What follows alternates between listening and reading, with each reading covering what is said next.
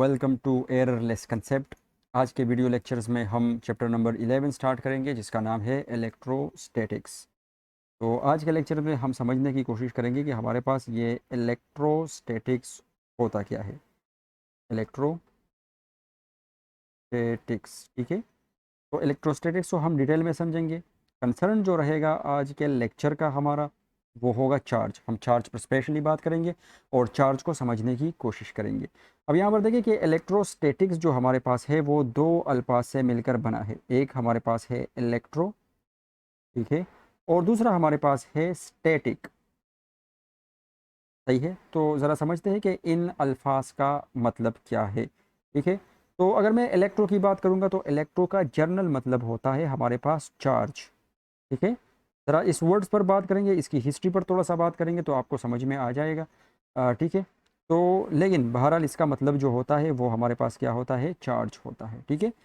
और इस लिहाज से अगर मैं स्टैटिक की बात करूँगा, वर्ड स्टैटिक आपने कई बार सुना होगा, ठीक है, मुख्तलिफ जगहों पर आपने सुना होगा। वर्ड स्टैटिक का जो हमारे पास मतलब है वो सिंपली मतलब है एट रेस्ट, ठीक है, एट रेस्ट, या सिर्फ आप इसको रेस्ट कह सकते हो।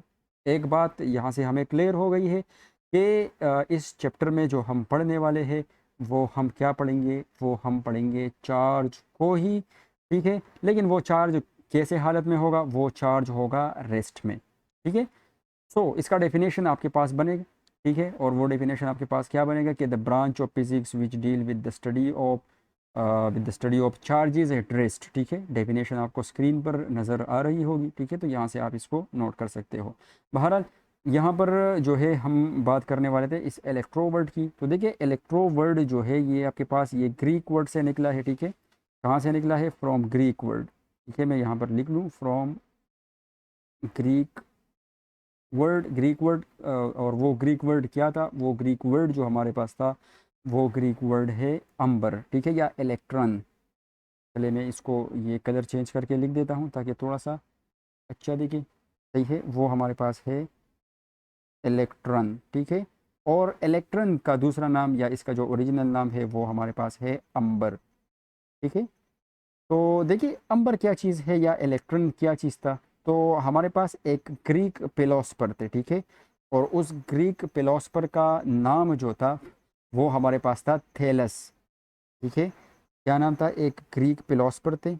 मैं आपको इमेज भी दिखाऊंगा, ठीक है। एक ग्रीक फिलोसफर थे, ठीक है, एक ग्रीक फिलोसफर थे जिसका नाम हमारे पास था थेलस, ठीक है, थेलेस, ठीक है।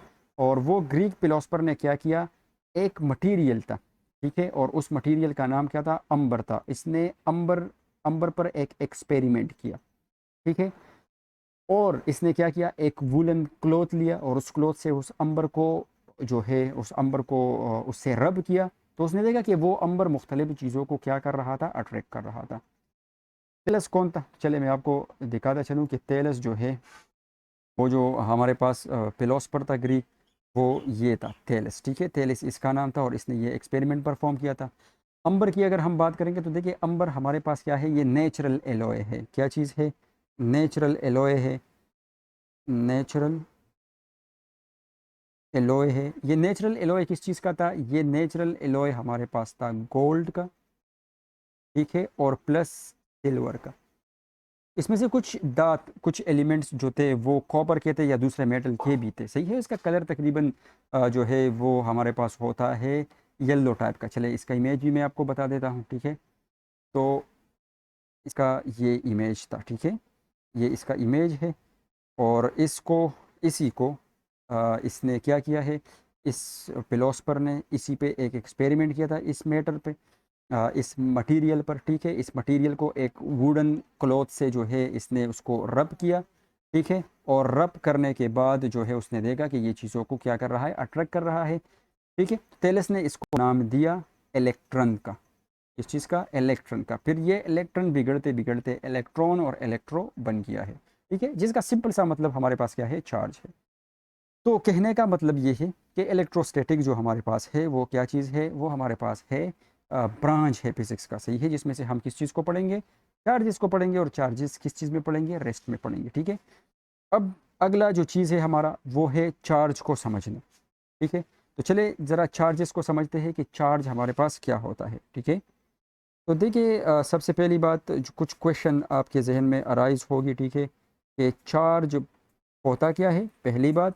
दूसरी बात, चार्ज प्रोड्यूस कैसे होता है, किसी ऑब्जेक्ट पे चार्ज आता क्या है। ठीक है, तो इन तमाम सवालात के जवाबात देने के लिए आपको सबसे पहले एटॉमिक स्ट्रक्चर पर जाना होगा। देखिए एटॉमिक स्ट्रक्चर पर बहुत सारे लोगों ने काम किया है, बोल्स ने, जे थॉमसन ने, ठीक है, और इसके अलावा जो है रदरफोर्ड एटॉमिक मॉडल है, फिर नील बोहर एटॉमिक मॉडल है। ठीक है, बहुत सारे एटॉमिक मॉडल है जिससे आप एटॉमिक के स्ट्रक्चर को समझ सकते हो।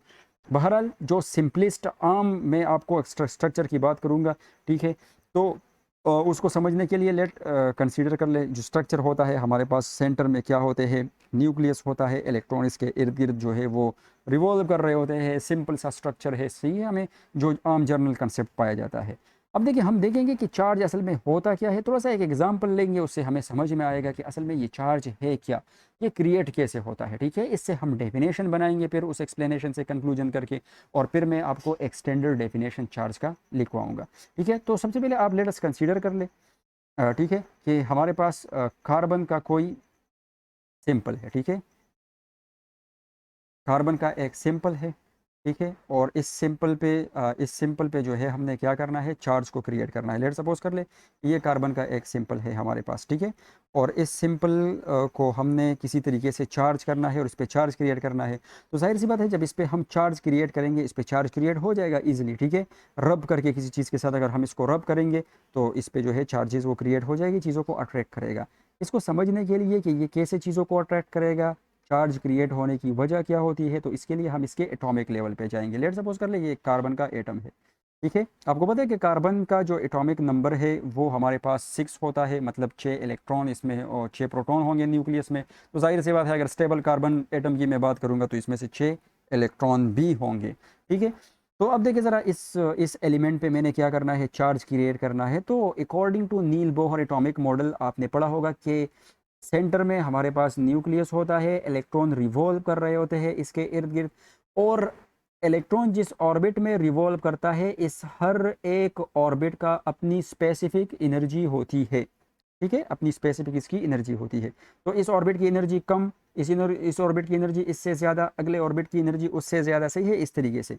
और नील बोहर के मुताबिक, बोहर एटॉमिक मॉडल के मुताबिक जो है, अगर मैं बोहर एटॉमिक मॉडल की बात करूंगा तो उसके मुताबिक अगर आप किसी एटम को एनर्जी प्रोवाइड करते हो, लेट सपोज ये एटम है, मैं इसको थर्मल एनर्जी प्रोवाइड करता हूँ।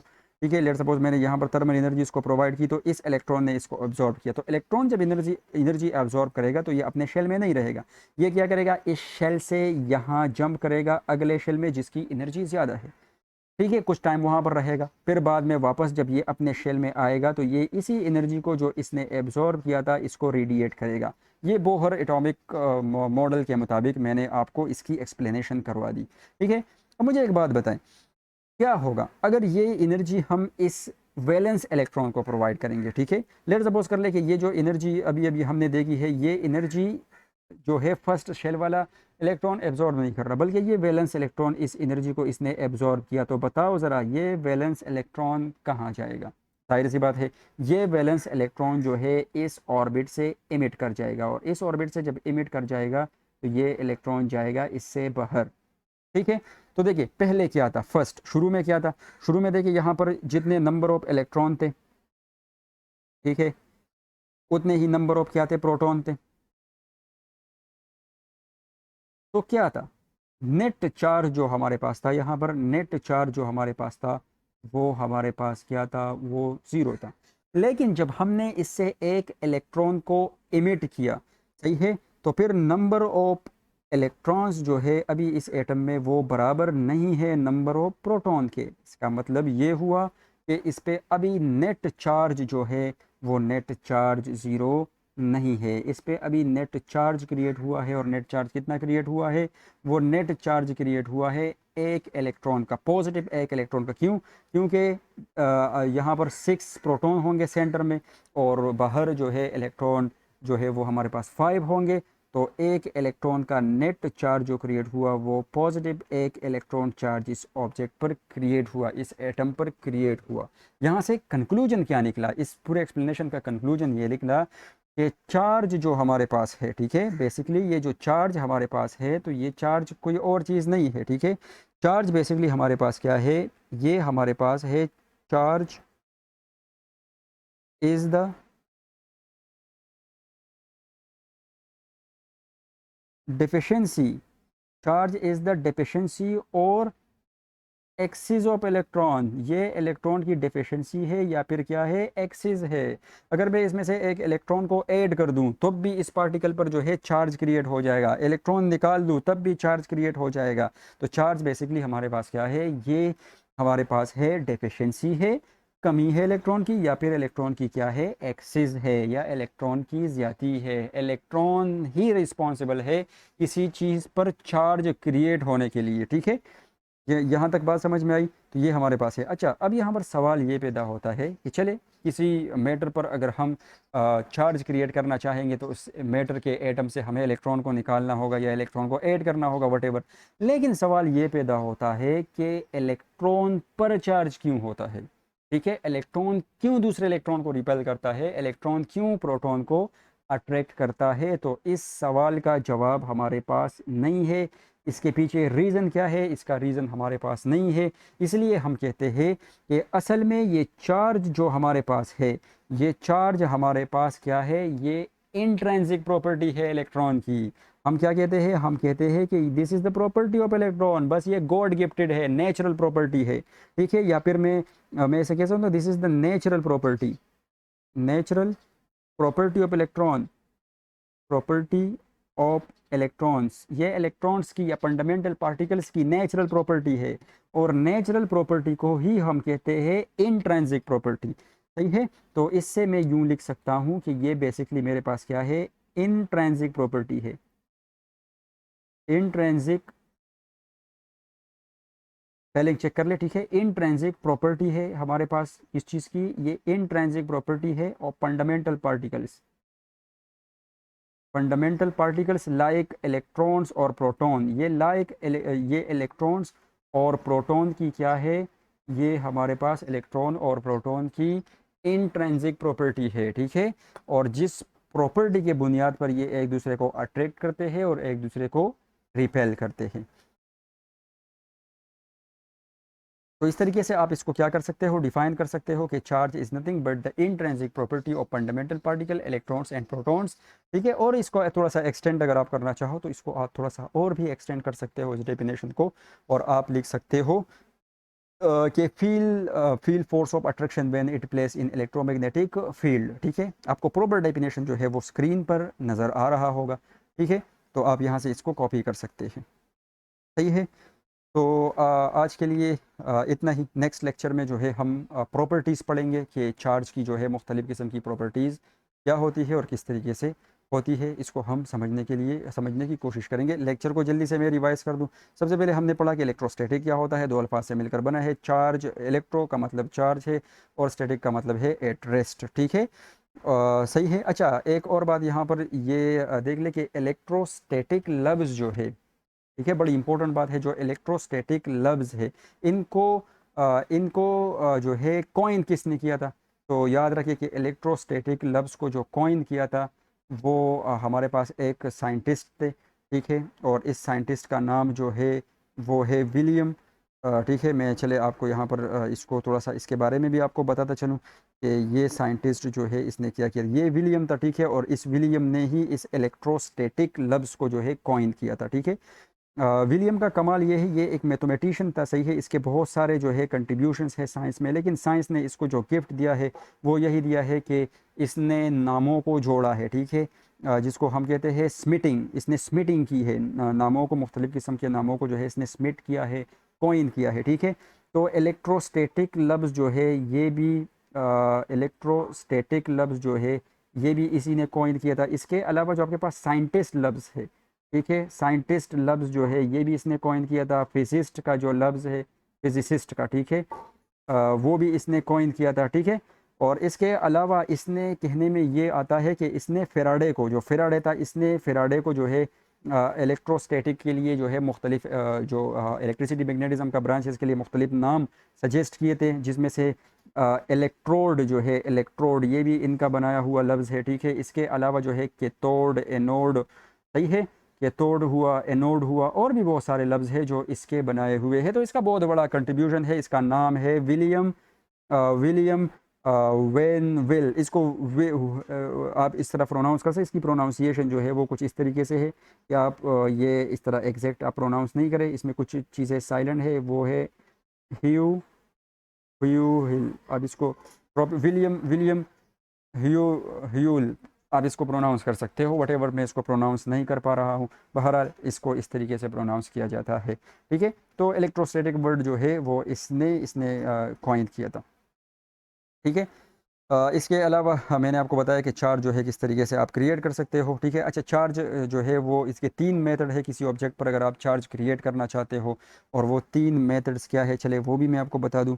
तो मेथड्स जो वो 3 है हमारे पास चार्ज क्रिएट करने के, तो इसमें से पहला मेथड है बाय फ्रैक्शन, ठीक है। मैं यहाँ पर लिख सकता हूँ बाय फ्रैक्शन या बाय रबिंग, ठीक है, आप जो भी लिखना चाहे, बाय रबिंग। अगर आप किसी चीज़ को रब करेंगे तो इससे इलेक्ट्रॉन निकलेगा या इलेक्ट्रॉन जो है वो गेन करेगा। तो इस तरीके से आप किसी ऑब्जेक्ट पर चार्ज क्रिएट कर सकते हो। इस तरीके से बाय कंडक्शन, आप कंडक्शन के ज़रिए जो है किसी इलेक्ट्रॉन को वहाँ से वो कंडक्ट करे, ठीक है, तो कंडक्शन से भी आप कर सकते हो। और बाय इंडक्शन, तो ये 3 जो है तरीके हैं। इंडक्शन के ज़रिए भी आप क्या कर सकते हो, चार्ज किसी ऑब्जेक्ट को जो है चार्ज कर सकते हो। इंडक्शन का मतलब ये है कि अगर एक बॉडी चार्ज है, इसके करीब आपने दूसरी बॉडी को रखा, तो उसमें से जो इलेक्ट्रॉन्स और प्रोटॉन की डिस्ट्रीब्यूशंस हो जाती है वो हमारे पास क्या होती है, वो हमारे पास थोड़ी सी डिस्टर्ब हो जाती है। तो इसको हम कहते हैं चार्ज बाय इंडक्शन।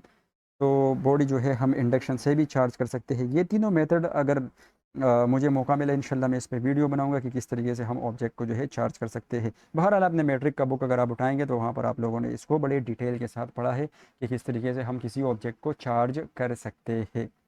तो आज के लिए इतना ही। मिलते हैं अगले लेक्चर में। अपना बहुत सारा ख्याल रखिएगा। अल्लाह हाफिज़।